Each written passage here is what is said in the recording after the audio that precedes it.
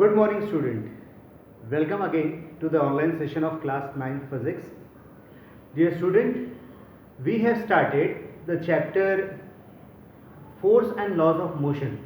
In the previous previous sessions, we have started this chapter and we have learned the three laws, very important laws called as Newton's laws. The first law was the object at rest remain at rest, or the object which is in a uniform motion remain at uniform motion until the external force act on it.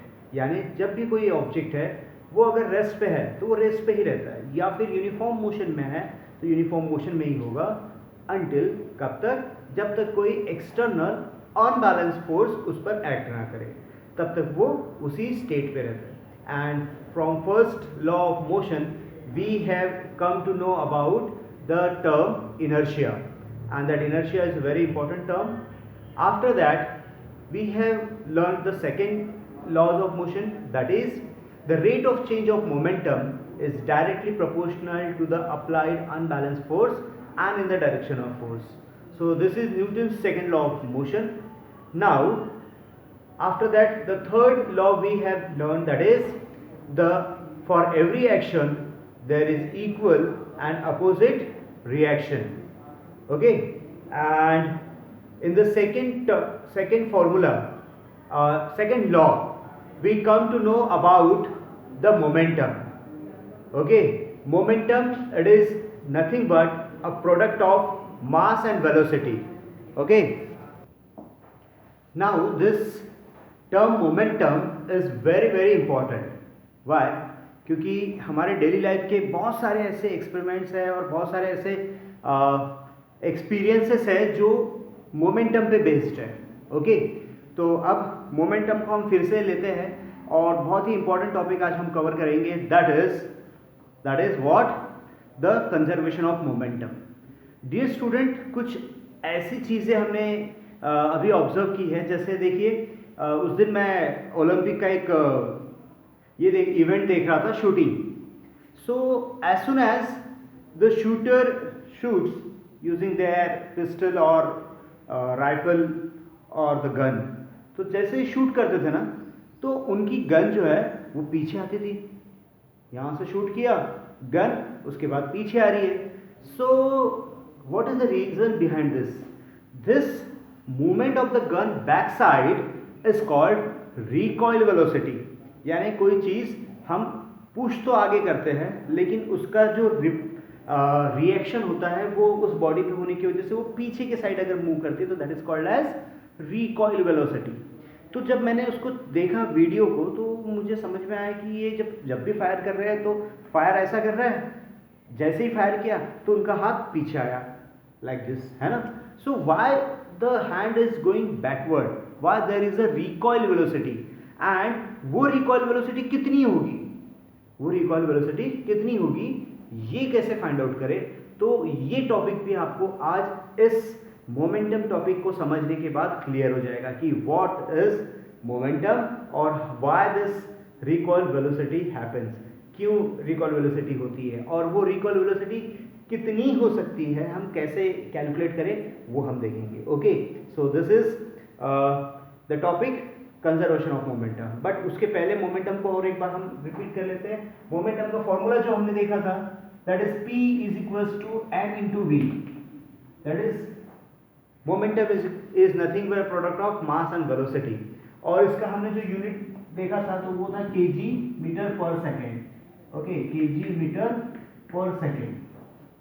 So this is the SI unit of momentum. Now let's come to the topic, that is conservation of momentum. Conservation of momentum.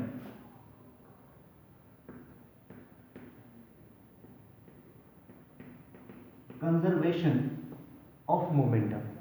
अब dear student, एक चीज मुझे याद है कि conservation जो word हमने देखा था, कंजर्वेशन का मतलब होता है रिटेन करना, जैसे कि वैसे रखना, सेम रखना, है ना. कंजर्वेशन ऑफ फॉरेस्ट, यानी फॉरेस्ट को हम कंजर्व करते हैं, बचा के रखते हैं, एक जैसे रखते हैं, है ना, रिटेन करना.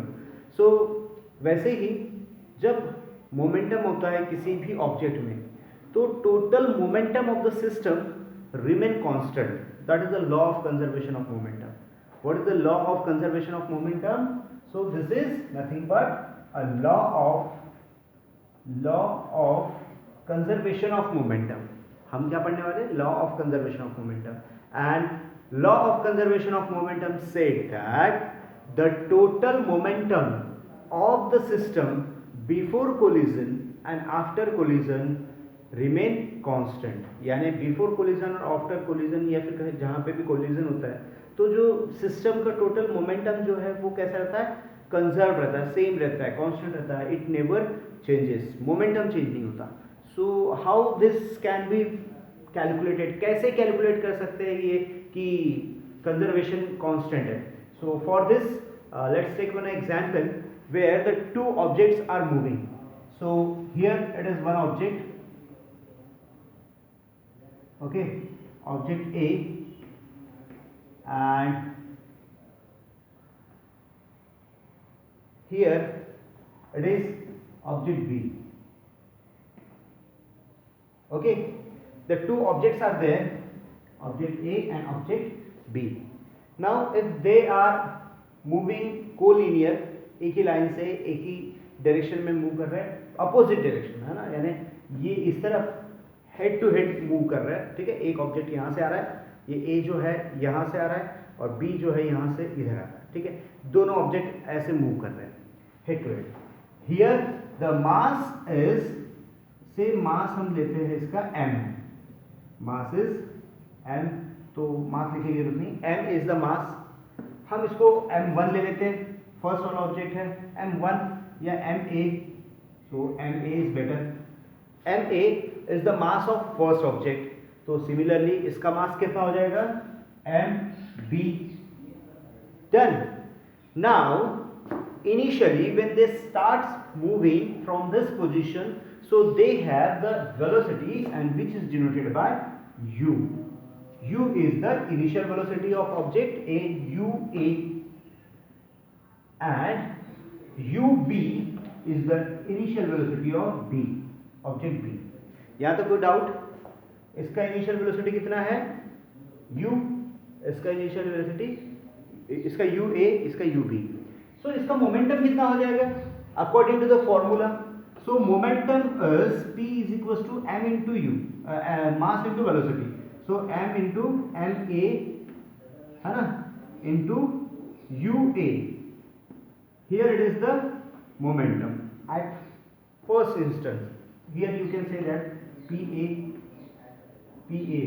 है ना, then and here the momentum is pb1 ले लेते हैं उसका, that is mb into ub, mb and ub.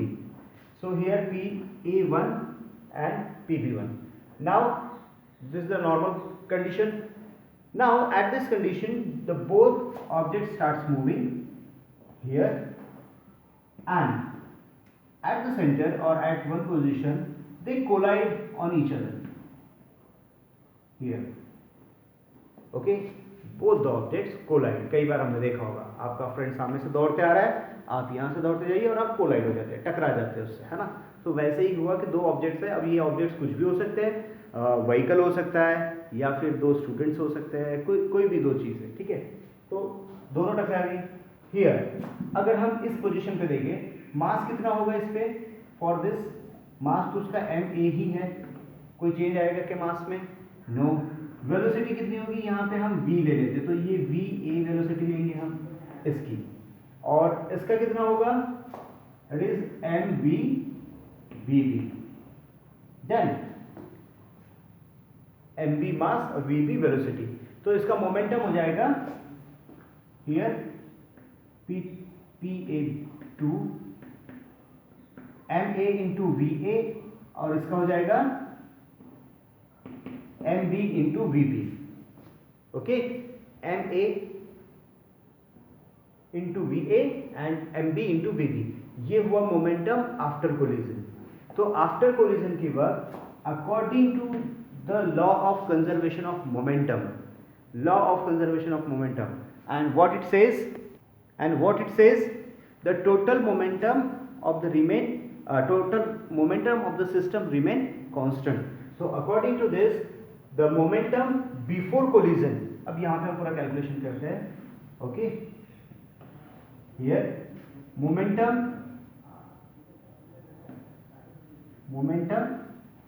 before collision,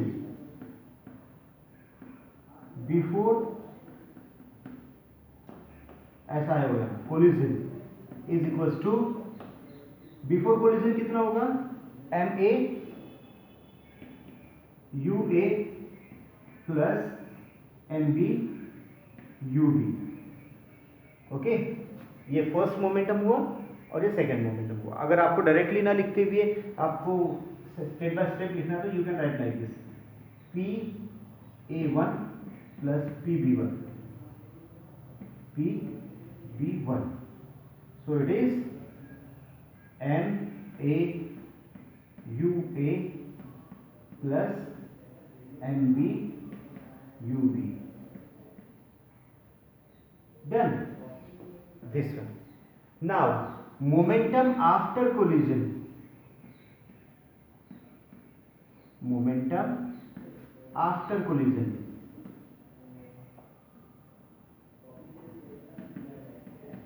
Okay, so after collision it is कितना होगा, यहाँ का momentum that is pa2 plus pb2. So it is equals to कितना हुआ, mava plus mbvb. So this is the momentum before collision and after collision. Before collision, after collision इतना हुआ. So now according to the law of conservation of momentum, the total momentum remain conserved बोला गया है ना, total momentum of the system remain conserved. तो उसके हिसाब से ये हो जाएगा बेटा आपका ma ua plus mb ub is equals to, ये बिफोर कोलिजन हुआ और after collision ma va plus mb vb. So this is the law of conservation of momentum. इसी को हम कहते हैं the law of conservation of momentum. यानी the momentum before collision कितना था, ma ua, क्योंकि दोनों का मोमेंटम ऐड करना पड़ेगा, तो इसका मोमेंटम और इसका मोमेंटम बिफोर कोलिजन इतना था, ऐड कर दिया, और आफ्टर कोलिजन इतना था. So according to the law of conservation of momentum, the total momentum of the system remain constant, conserved. So that's why we have taken this equation, ma ua plus mb ub is equals to ma va plus mb vb. Okay, so ये equation, अगर आपको इसको simple तरीके से memorise करके रखना है तो उसका बस मेथड ये है, ट्रिक ये है, याद क्या रखना है आपको, total momentum of the system remain constant. तो इसका मतलब ये है कि कोलिजन के पहले अगर मोमेंटम हम देखें तो कोलिजन के पहले momentum mass into velocity of one object, second object, third, जितने भी ऑब्जेक्ट्स होंगे सभी के मोमेंटम का sum that is equals to the total momentum after collision, है ना. अब देखो यहाँ पर मैंने सिर्फ दो ही ऑब्जेक्ट लिए, दो ऑब्जेक्ट के अलावा बहुत सारे ऑब्जेक्ट्स भी क्लियर हो सकते हैं. ओके, तो टोटल मोमेंटम कैसा रहता है, कंजर्व रहता है. तो टोटल मोमेंटम कंजर्व होने की वजह से ये मोमेंटम जो है वो एक बॉडी से दूसरी बॉडी में ट्रांसफर होता है, एक बॉडी से दूसरे बॉडी में ट्रांसफर होता है. अब ये एक बॉडी से दूसरे बॉडी में ट्रांसफर होता है का मतलब क्या है कि जितना भी मोमेंटम b का होगा, जितना भी मोमेंटम b का होगा वो पूरा मोमेंटम आफ्टर कोलिजन, जब भी कोलिजन होगा तो वो मोमेंटम ट्रांसफर हो जाता है a में, और a का जितना भी मोमेंटम है वो ट्रांसफर हो जाता है b में. आपको देखो एक एग्जांपल मैंने इस टॉपिक के स्टार्ट में बताया था, when there is a collision between the train and a bus. क्या होता है, ट्रेन और बस की जब कोलिजन होता है तो कोलिजन होते वक्त आपने देखा होगा जब भी कोलिजन हुआ दोनों बढ़िया स्पीड से 100 की स्पीड से आ रही थी, बस भी उतनी स्पीड से आ रही थी, ट्रेन भी उतनी स्पीड से आ रही थी, लेकिन ट्रेन का मास बहुत ज़्यादा है, इसीलिए उसका मोमेंटम बहुत ज़्यादा होता है ना। अगर हम total momentum of the train निकाले मास इनटू वेलोसिटी, तो वो मोमेंटम काफ़ी ज़्यादा होगा। And when that train hits to the bus, जैसे ही बस को हिट करती है तो total momentum of the train, train का मोमेंटम कितना ज़्यादा होगा, क्योंकि उसका मास देखो कितना ज़्यादा होता है, बहुत ज़्यादा, है ना। तो इतना मास multiply by velocity, that is momentum. तो ये पूरा पूरा मोमेंटम ट्रांसफर होता है किस पे, बस पे। और बस पे जैसे ही मोमेंटम ट्रांसफर होता है, उतना मोमेंटम ट्रांसफर होता है, तो बस के टुकड़े टुकड़े हो जाते हैं। इसलिए जब भी टक्कर हुई, तो आपने कभी ऐसा देखा है क्या कि बस ने टक्कर मारी तो ट्रेन उधर 10 फुट उधर जाके गिरी? कभी नहीं, ऐसा नहीं होता। क्यों? क्योंकि ट्रेन का मोमेंटम बस में ट्रांसफर होता है। अब सेम एज बस का मोमेंटम भी ट्रेन को ट्रांसफर होगा, लेकिन एज कंपेयर टू ट्रेन, बस का मास काफ़ी कम होने की वजह से, एज कंपेयर टू ट्रेन मास कम होने की वजह से उसका मोमेंटम भी एज कंपेयर टू ट्रेन काफ़ी कम होता है। और इतना मोमेंटम ट्रांसफर हो जाने के बाद भी उसे क्या होगा, ट्रेन को कुछ नहीं होता। सो this is only because of the law of conservation of momentum. तो डियर स्टूडेंट, ये बहुत ही इंपॉर्टेंट टॉपिक है, law of conservation of momentum. Simple एक लाइन में अगर हम समझने की कोशिश करें, the total momentum of the system remain conserve, or you can say the total momentum of the system remain constant. So this is the law of conservation of momentum. अब इसके ऊपर बहुत सारे अच्छे न्यूमेरिकल्स हैं, सो वो न्यूमेरिकल्स भी हम नेक्स्ट वीडियो में लेंगे। Okay, till then see you, bye bye.